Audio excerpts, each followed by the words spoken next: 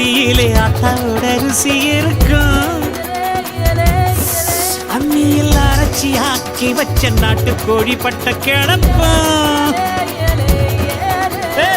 ஆடு மாடு மேல உள்ள பாசம் வீட்டு ரேஷன் கார்டில் சேர்க்க சொல்லி கேட்கும். தண்ணி கேட்ட போது தரும் நேசம் வெள்ளந்தி மனிதர்கள் வாசம் மண்ணு எங்க வீசம்.